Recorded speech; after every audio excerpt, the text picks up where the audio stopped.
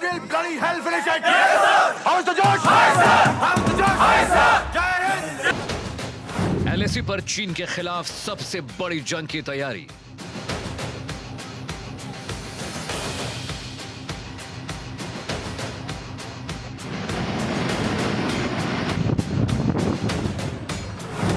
इस बार सर्दियों में LAC पर गिरेंगे आग के गोले।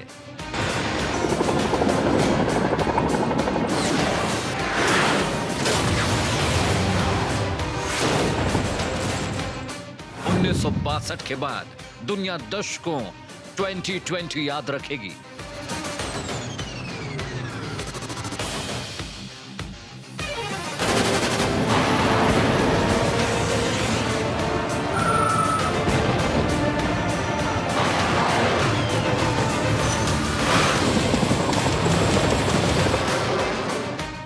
इस बार जिनपिंग की सेना का घमंड मिट्टी में मिल जाएगा।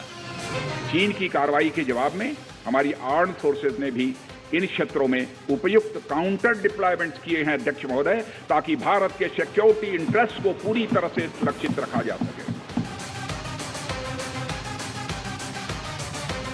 विस्तारवादी चीन का घमंड इस बार टूट जाएगा।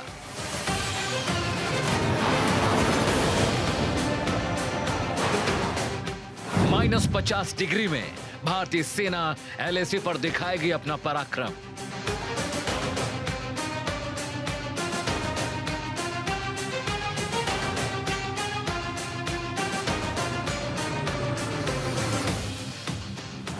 LAC पर सेना का जोश हाई, अब नहीं चलेगी चीन की चतुराई।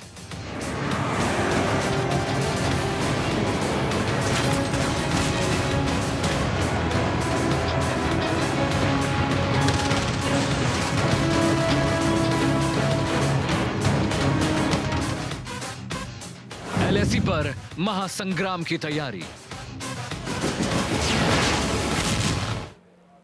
नमस्कार, इंडिया न्यूज देख रहे हैं आप। मैं हूं आपके साथ आकांक्षा राजपूत। चीन पर राज्यसभा से रक्षा मंत्री की हुंकार जारी है।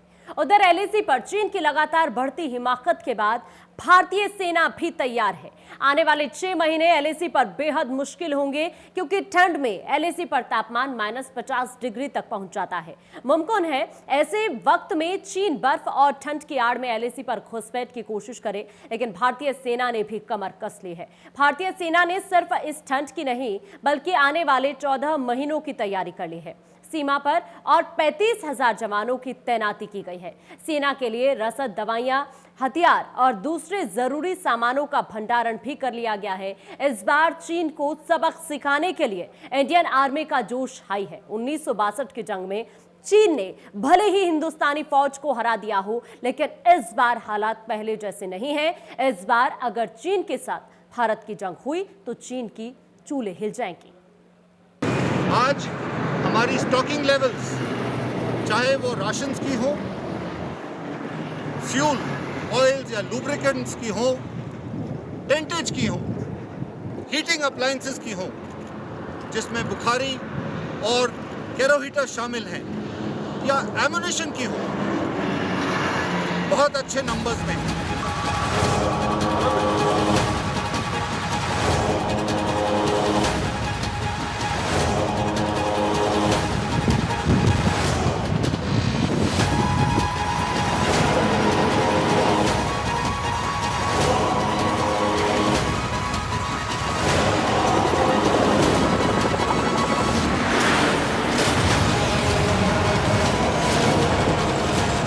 चीन की कार्रवाई के जवाब में हमारी आर्म्ड फोर्सेज ने भी इन क्षेत्रों में उपयुक्त काउंटर डिप्लॉयमेंट्स किए हैं अध्यक्ष महोदय, ताकि भारत के सिक्योरिटी इंटरेस्ट को पूरी तरह से सुरक्षित रखा जा सके।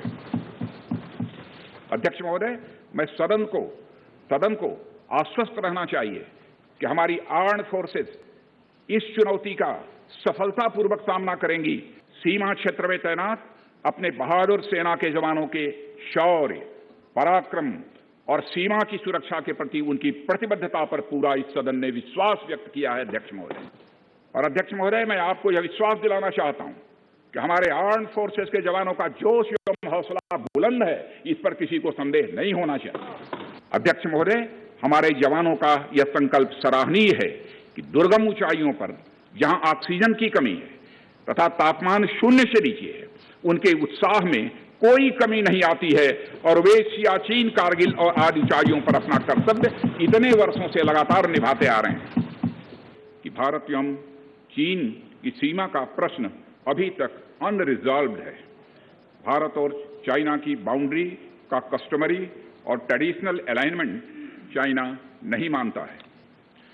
हम यह मानते हैं कि यह अलाइनमेंट वेल एस्टेब्लिश्ड भौगोलिक सिद्धांतों पर आधारित है, जिसकी पुष्टि न केवल ट्रीटीज और एग्रीमेंट द्वारा बल्कि हिस्टोरिक यूजेस के प्रैक्टिसेस द्वारा भी हुई है।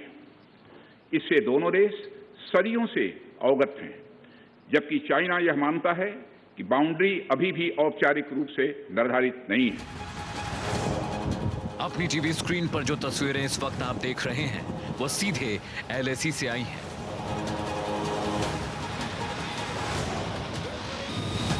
एलएसी पर भारतीय सेना चीन के खिलाफ अब तक के सबसे बड़े संग्राम की तैयारी कर रही है।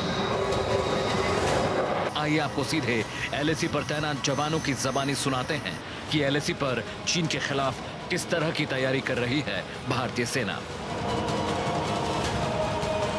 भारतीय सेना को हर एक यूनिट पे गर्व है और ये गर्व और बढ़ जाता है जब वो यूनिट लद्दाख में तैनात होती है। ये गर्व इसलिए बढ़ता है क्योंकि हर एक यूनिट का हर एक अफसर, जेसीओ और जवान जो इस समय लद्दाख में है, उनकी यूनिट कम से कम एक बारी और 3 से 4 बारी भी यहाँ पे रह के जा चुकी है। हाई एल्टीट्यूड में ऑक्सीजन की अभाव की वजह से यहाँ पे high altitude pulmonary oedema, that is lungs में पानी भर जाता है, और हाई एल्टीट्यूड सेरेब्रल एडिमा, जिसमें दिमाग में पानी भर जाता है, ये जानलेवा होती है।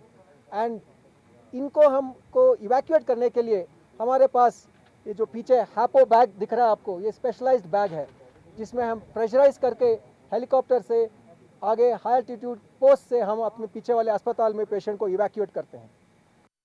आज हमारी स्टॉकिंग लेवल्स, चाहे वो राशंस की हो, फ्यूल, ऑयल्स या लुब्रिकेंट्स की हो, टेंटेज की हो, हीटिंग अप्लायंसेस की हो, जिसमें बुखारी और केरो हीटर शामिल हैं, या एमुनिशन की हो, बहुत अच्छे नंबर्स में है।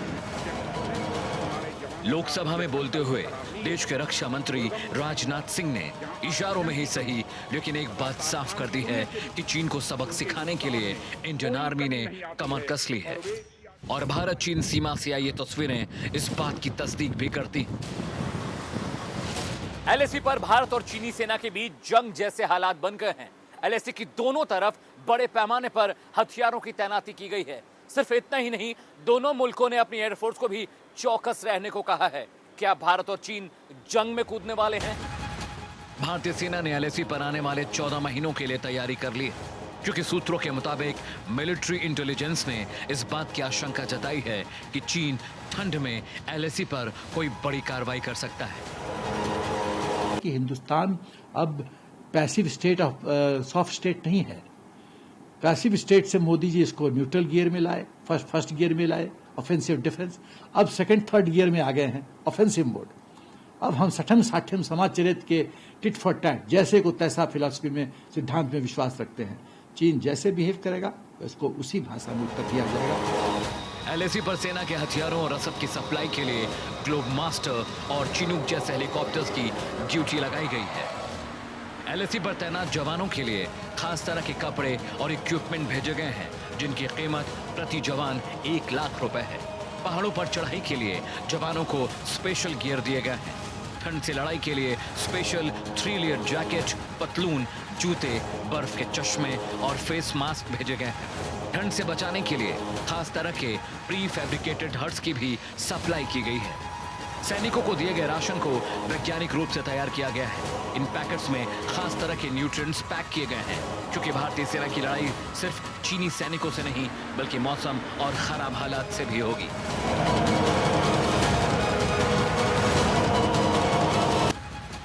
चीन का मानना है कि दोनों देशों के बीच सरहदों की कोई औपचारिक लकीर नहीं है। बस एक पारंपरिक रेखा है जिसे इतिहास में दोनों देश अपने मुताबिक बता रहे हैं और इस रेखा का अस्तित्व दोनों देशों का अपना अपना है। इसे सुलझाने के लिए 1950 से 1960 के बीच कई कोशिशें हुई, लेकिन दोनों देशों के बीच आम सहमति नहीं बन पाई। सीमा पर हालात बद से बदतर होते जा रहे हैं और भारतीय सैनिक भी अब हर हालात के लिए पूरी तरह से चौकस और तैयार हैं। अमित सिंह के साथ शिवांगी बख्शी, इंडिया न्यूज, दिल्ली। उधर एलएसी पर सेना की तैयारियों के बीच चीन की सरकारी मीडिया एजेंसी ग्लोबल टाइम्स ने दावा किया है कि चीन का फाइटर जेट J-20 राफेल के मुकाबले बेहतर है। ग्लोबल टाइम्स की इस खबर ने चीन के डर को एक बार फिर से जाहिर कर दिया है। दुनिया जानती है राफेल की ताकत। राफेल एक वॉर टेस्टेड फाइटर जेट है जिसकी स्पीड, एक्यूरेसी और क्षमता का कोई सानी नहीं है। डिफेंस एक्सपर्ट्स इस बात का दावा करते हैं कि अगर जंग हुई तो J-20 राफेल के सामने खिलौना साबित होगा। देखिए चीन के झूठ की कलई खोलती हमारी एक खास रिपोर्ट।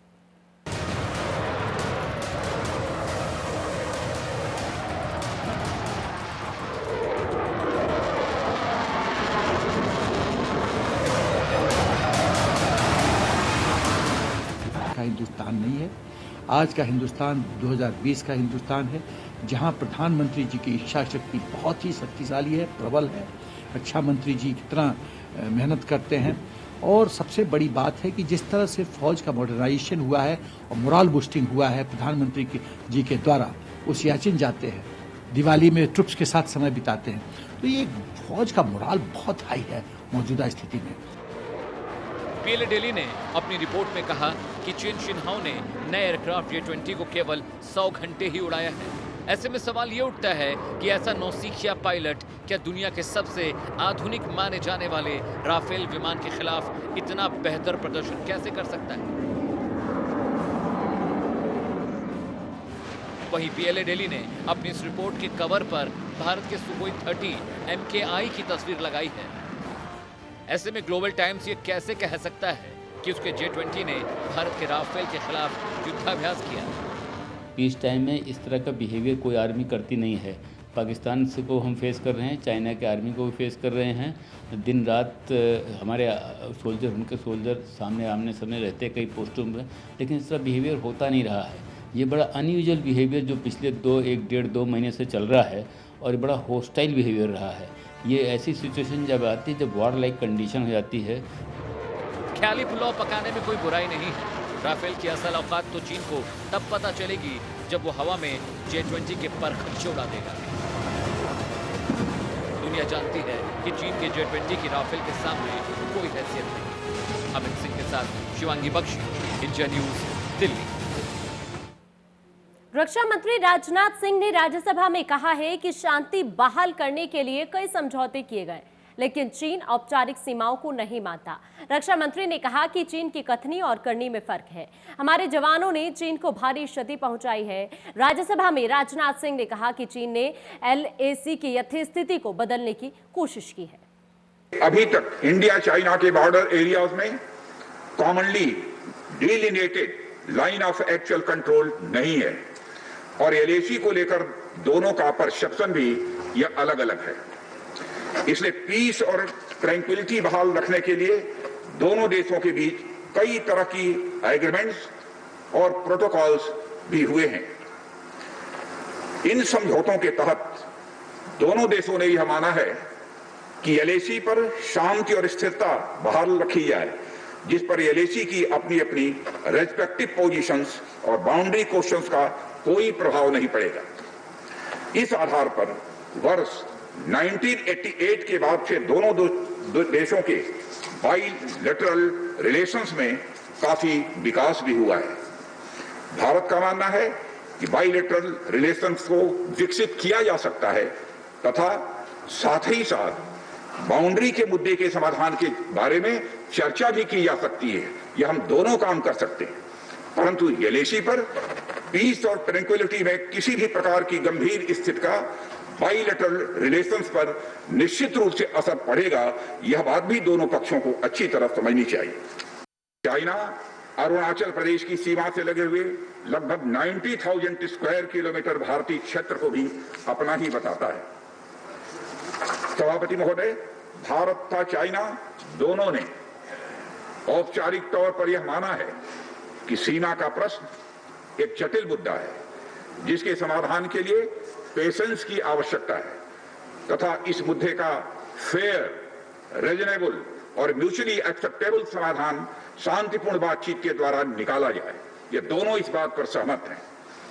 अंतरिम रूप से दोनों पक्षों ने यह मान लिया है कि सीमा पर शांति और स्थिरता बहाल रखना द्विपक्षीय संबंधों को बढ़ाने के लिए यह नितांत आवश्यक है। 1993 और 1996 के समझौते में इस बात का जिक्र है कि एलएसी के पास दोनों देश अपनी सेनाओं की संख्या कम से कम रखेंगे। समझौते में यह भी है कि जब तक बाउंड्री इशू का पूर्ण समाधान नहीं होता है, तब तक एलएसी को स्ट्रिक्टली रेस्पेक्ट और एडहर किया जाएगा और उसका उल्लंघन किसी भी सूरत में नहीं किया जाएगा। सभापति महोदय, इन समझौतों में भारत व चाइना एलएसी के क्लैरिफिकेशन द्वारा एक कॉमन अंडरस्टैंडिंग पर पहुंचने के लिए भी प्रतिबद्ध हुए थे, पूरी तरह से कमिटेड थे। इसके आधार पर 1990 से 2003 तक दोनों देशों द्वारा एलएसी पर एक कॉमन अंडरस्टैंडिंग बनाने की कोशिश की गई, लेकिन इसके बाद चाइना ने इस कार्रवाई को आगे बढ़ाने पर अपनी सहमति नहीं जताई। इसके कारण कई जगहों पर चाइना तथा भारत के बीच एलएसी परसेप्शंस में ओवरलैप बराबर बना रहता है। इन क्षेत्रों में तथा बॉर्डर के कुछ अन्य इलाकों में दूसरे समझौतों के आधार पर दोनों की सेनाएं फेस आसाद की स्थिति का बराबर समाधान निकालती हैं, जिससे कि शांति कायम रहे।